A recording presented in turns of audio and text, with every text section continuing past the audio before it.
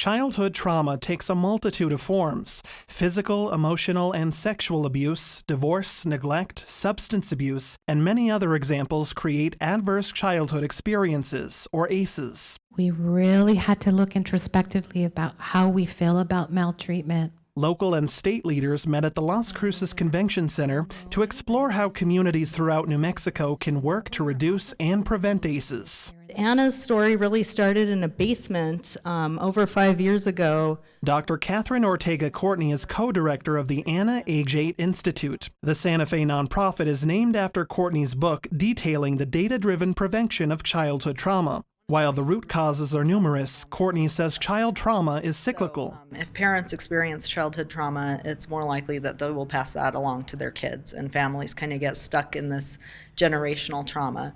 Another thing we know is social adversity is a huge root cause of childhood trauma as well. So that means things like struggling with housing, struggling with food, not knowing where you're going to sleep tonight.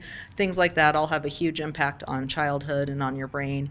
And other things like racism, structural inequalities, all of those things can contribute to childhood trauma as well. What happens instead is we get stuck in childhood when these things happen to us very early on. Our brains get stuck in this fight or flight response constantly. And so instead of calming down, we stay activated. A landmark 1998 study by the CDC and Kaiser Permanente first described how early adversity impacts lifelong health and leads to increased risks for chronic diseases, risky behaviors, and socioeconomic challenges. More recently, a 2019 CDC report found that 6 in 10 adults studied experienced at least one ACE, and 1 in 6 have had 4 or more. Courtney says the more trauma children experience, the more negative outcomes they're likely to face as adults. And those can be things like substance abuse, failing in school, incarceration, crime, pretty much every negative outcome that people want to prevent in New Mexico, things we struggle with a lot, like substance abuse, lack of jobs, unemployment, struggling parents, involvement in the child welfare system. All of those things are highly related to adverse childhood experiences. And it was very changing for me. My ACEs score is a 1. My parents got divorced. State Senator Bill Soles teaches AP Psychology at Oñate High School. After reading Anna Age 8, Soles had his students answer a 10-question survey to calculate their ACEs scores. The higher the score, the more trauma they faced. It's so emotional when you realize how many people are living these completely hidden lives. And it's kind of horrifying, frankly. That's Oñate High School senior David Bussell. The 17-year-old says the experience taught him how fortunate he is compared with many of his peers. What I learned about myself is that I was actually quite privileged, frankly, to have a really good childhood, really good accepting parents who weren't, involved in drugs, didn't neglect us, were very sure to make sure that we were always safe and understood and heard by them. And it also just helped me relate to my other students a lot better, realizing that people I didn't really expect to go through a lot had been through a lot, and it kind of helped us all bond a little bit. So what do we do about that? How do we talk about it? And so it became me trying to comfort them a bit that first, ACEs are not destiny.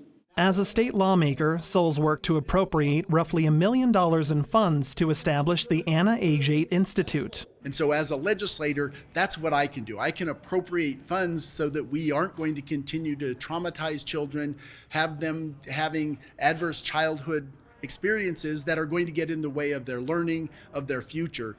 We can do that at the state level, and then it's up to local folks to actually set up those systems so we have healthy communities. Before families can thrive, Courtney says they need access to 5 key services to survive: food, housing, medical and dental care, behavioral health care, and transportation. And we know, based on centuries of research in psychology and physiology and everything, social determinants of health, if people don't have basic needs, their basic needs met, they're not going to be able to get to the next level and do things like graduate from college and do well in school and get jobs.